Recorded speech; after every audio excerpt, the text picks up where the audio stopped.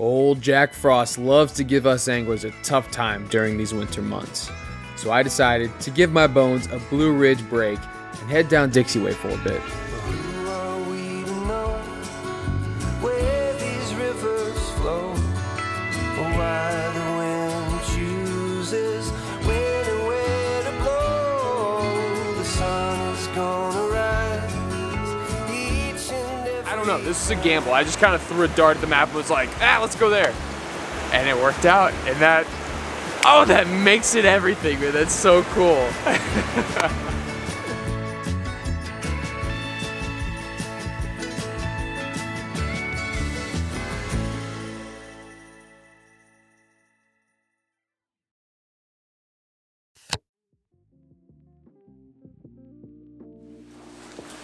Alright, it is our last morning here at Hidden Creek, and I'm kind of getting packed up, ready for our departure. Got kind of a game plan for today, but we're gonna start making our way back north. So we're in Blue Ridge right now. I'm gonna try and make my way towards the Tennessee border by, well, the end of today. So I'm gonna kind of hopscotch my way through. Got a couple places I wanna check out, but yeah, we've got a decent game plan. Hopefully we can get on some fish. I mean, it's December, fishing's gonna be tough. I should have known better, but regardless, hopes are high. I'm feeling good, showered, coffee, I mean, the full luxury experience. So again, huge shout out to Hidden Creek. We're gonna get packed up here. Everything's nice and dry, and we'll be on the road here in a second, so let's go.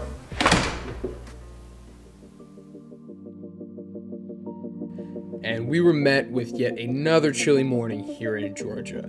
I had barely hit the main road and the night's frost still clung tight to my windshield. But again, alone on these roads, we made great time to a small blue line that I had researched last night. So I was hoping for better results here. But I will say, once we made it down to the creek itself, things looked pretty tight. But I will give it this, it did look fishy. So we marched our way upstream and began prospecting along the way. Now, knowing nothing about this stream, this is a bit of a gamble, but we did just hook a little tiny trout, about that big. I could see he looked like a rainbow trout, but he came off before I got him to the hand. So we at least know that there's trout in this creek. That's a good sign, I suppose. So maybe the next one we can get is a more adult size. Fingers crossed. Well, at this point, it's almost comical how much I've fallen this trip. The wading here is a little different, I'll just say that.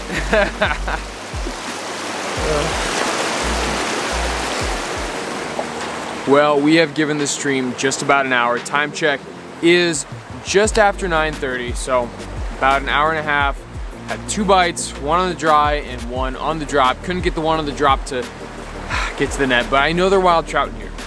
But chasing these blue lines, it can be kind of a bust system because all this deadfall, I don't know if it's from the recent storms or what, but it makes moving so treacherous. So on top of slippery rocks helping you fall, it's an obstacle course trying to get up and over all the different log jams and stuff. So I don't want to risk that anymore. I think I might double back and hit some more popular streams and just keep my fingers crossed that there's no one there or there's not a whole lot of pressure just now. So let's keep this ball rolling. I hope y'all are starting to notice a trend here, because I'm gonna be having nightmares about downed trees for the next month. It was insane, but we made our way back to the truck, and no sooner we were back on the road and headed to spot number 2 on the day. Now, this second spot, luckily for us, was pretty close, so the drive gave us just enough time to warm up, kind of collect the thoughts a bit more, and make it to the best access point on this creek. And no sooner we were there, we were on the river, casting away.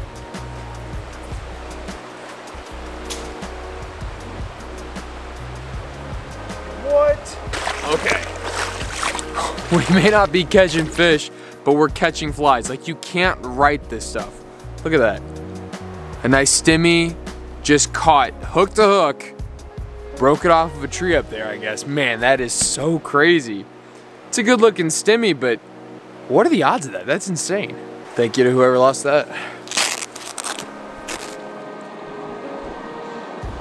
Just an absolute dimey dime.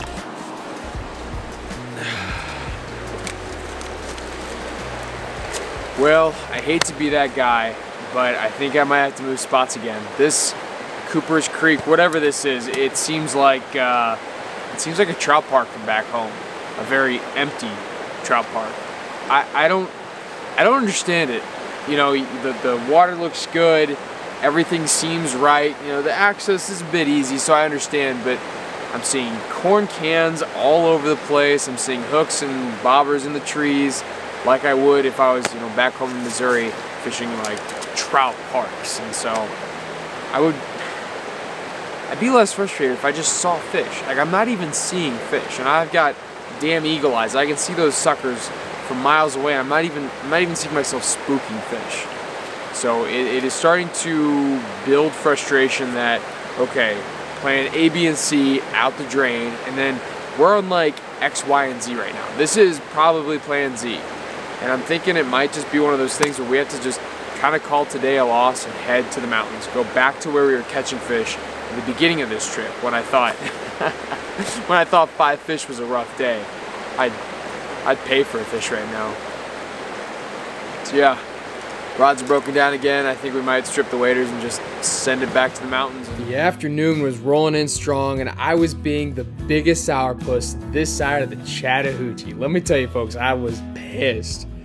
But with a little bit of disdain, I bid Blue Ridge a farewell and booked it back to the mountains. And back to another random blue line. That feels amazing. I don't care how small he is. This little fish just absolutely made all the driving worth it. Oh, buddy, no. See you. Okay, so we just drove a couple counties over, heading back west towards Missouri, I mean, relatively. And yeah, found this random blue line, and I mean, I don't even know the name. So it's cool that it's got fish, and fingers crossed, as we keep moving up, we can maybe start piecing something together, maybe some size. You know what, beggars can't be choosers, so I'm not even gonna complain. That's so sweet.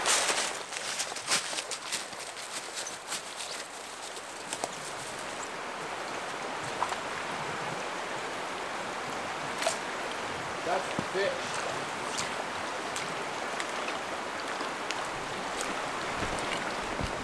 We can actually use the net. Now that right there is one healthy, wild Georgia bow. Is it? I don't understand what the hell happened.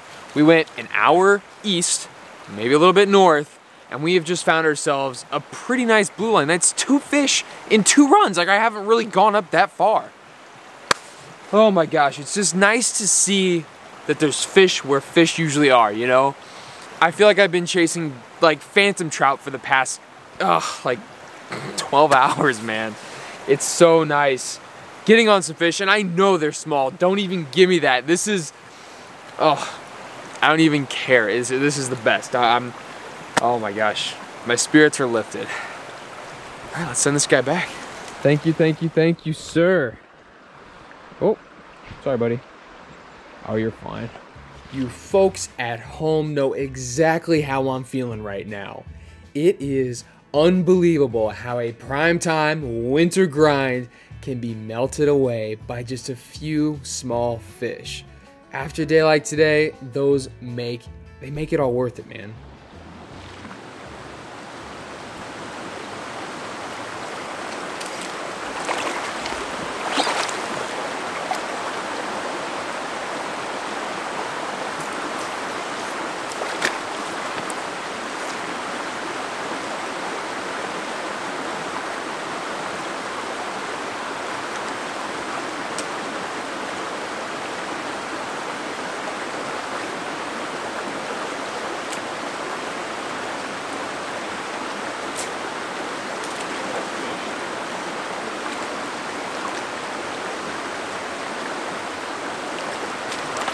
No. Yes, beautiful fish. Look at you. Now, I'm sure a lot of you out there from the Appalachians and Georgia alike are probably face palming right now thinking, Mike, you're dumb. Number 1, why are you fishing in the winter? And number 2, this isn't exactly a nice fish. But for this trip, for this day, I am over the moon. This is our best fish, and it's so beautiful. This is kind of what you want when you come to the Blue Ridge Mountains, baby. Got them rosy reds on him, man. That's a nice fish. He's got that super thick red line and the ruby fins. I mean, that's a beauty fish right there.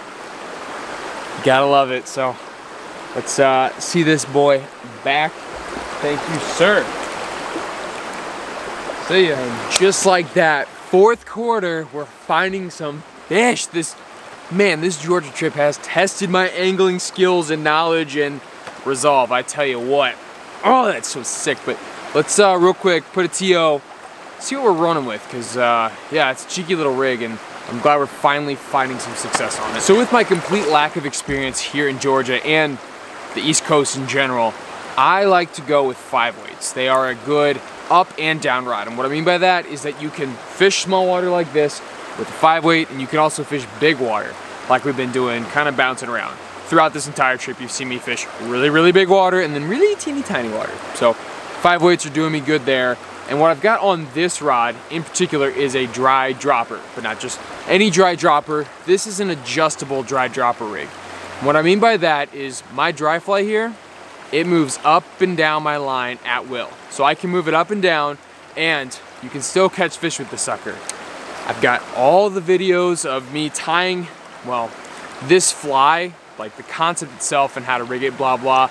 It's all linked down below, but then also how to tie this specific fly, because it's a sexy little number, and I've actually caught 8 fish on it this trip and had multiple bites. It's a cool fly, but regardless, it's adjustable, and that's key, especially as we move up and down these kind of riffle run pattern style streams. You gotta be able to adjust for depth, and that's key. But what we got that fish on was this really nice copper john. And like a lot of the flies that I like to run, this is not a traditional copper john. I've gotten rid of the goose bite, used some rubber legs for the tail, and I also got some sparkly, hackly stuff coming off of it. It's a weird variant, but what's key is that it's tungsten, so that it's heavy, and also it's got that 60-degree hook bend, so that usually, that hook is riding up, especially in this more rocky freestone environment. I don't want to get caught up if my hook's riding down. I want that to ride up, so it just kind of bounces off those rocks. So that is the rig, folks, and it's finding fish, and that's all I care about, man. Golly. Well, let's keep running up, see if we can't find a few more just like that one.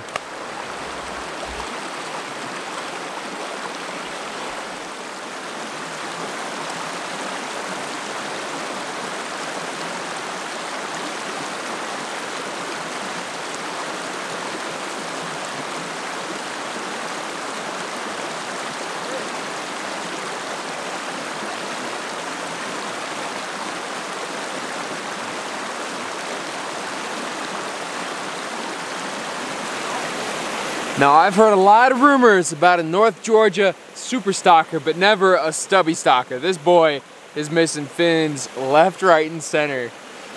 He's a little worse for wear, but I'm very glad he ate my copper john. So we're gonna say thank you, sir, and let him back. See you, Stubby. Is that our 4th fish? Are we on to something? Is the evening bite started?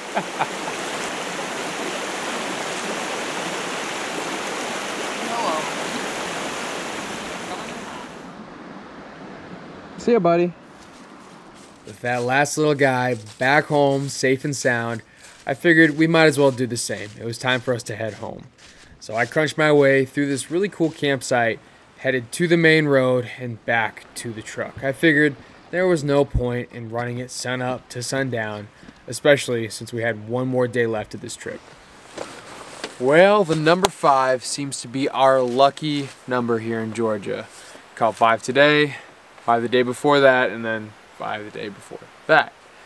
So, you know, ending with fish is a blessing, because I'll tell you what, it started out really, really rough. And getting out of Blue Ridge, that was kind of the key. We just kind of needed to find new water in this, I guess, Bear Creek system, whatever it is. It's just a little sliver of public surrounded by private, and then it jumps way into the national forest. So I kind of caught it in the beginning, and man, we found some wild rainbows, which was so nice. But I think this entire, I guess, series or trip so far can be a testament to planning wisely.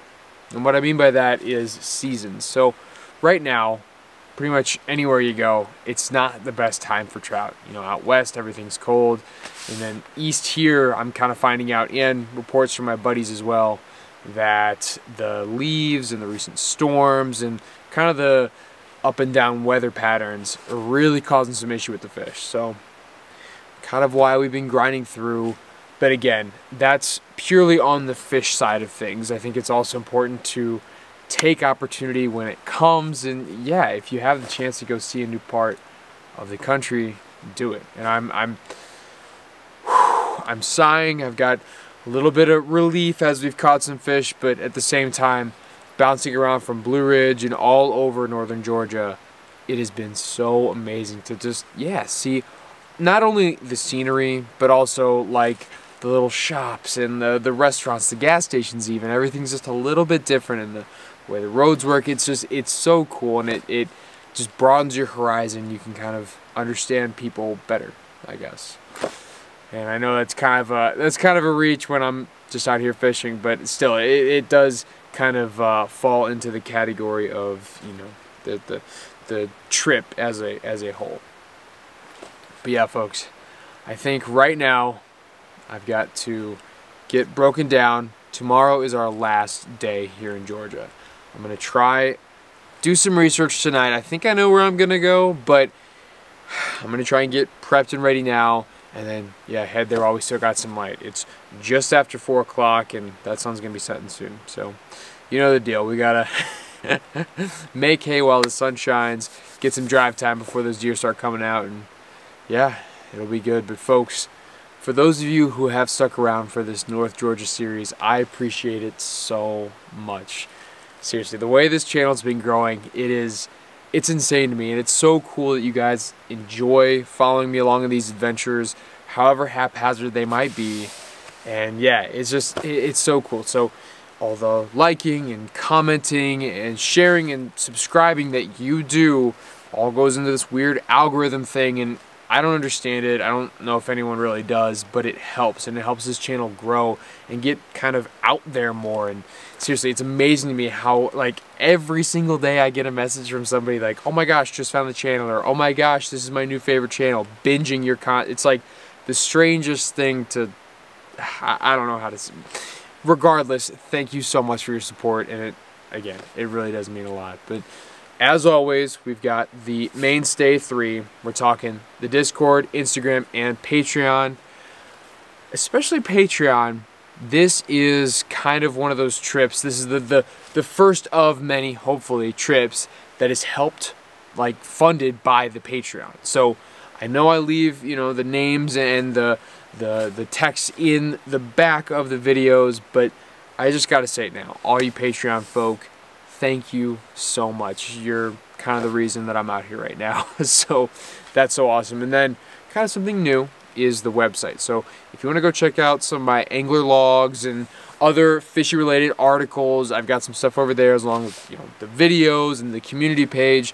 A lot of good stuff going on over there. So definitely go check out the website, tippity-type, flyallseason.com, and my little mug ought to show up. And last but not least, the 3 supporters, the mainstays of Fly All Season. We've got the Dry Fly Society, Hex, and Ant. They're helping me out.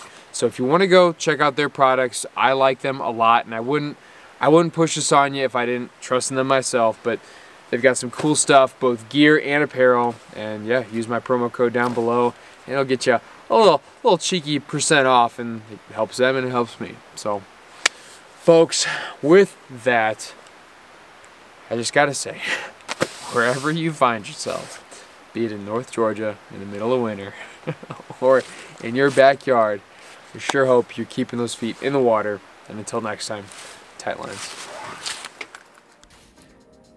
Oh, did you think this episode was over? Yeah, so did I. Nope, it's day 5, ladies and gentlemen. And let me tell you, day 5 was going to be the grimiest grind of them all. And I went after it anyway. In true ironic fashion, we got absolutely skunked on the very same river that we started this entire trip off in. But instead of being on the lower, bigger sections, we were all the way up in the high headwater streams. And let me tell you, there was a very similar absence of trout. Now, I couldn't blame that on the otters this time. This was probably my own fault. So I'm gonna put a nice bow on this entire Georgia trip right now by just saying thank you guys so much for sticking around and watching this series. I sure had a lot of fun filming it, and I'm sure, like, hoping you guys learned something. There's a lot of content here, a lot of nuanced things with a new part of the country, and hey, I'm just glad I could have been out there doing it. So again, thank you so much for watching, and I'll see you in the next one.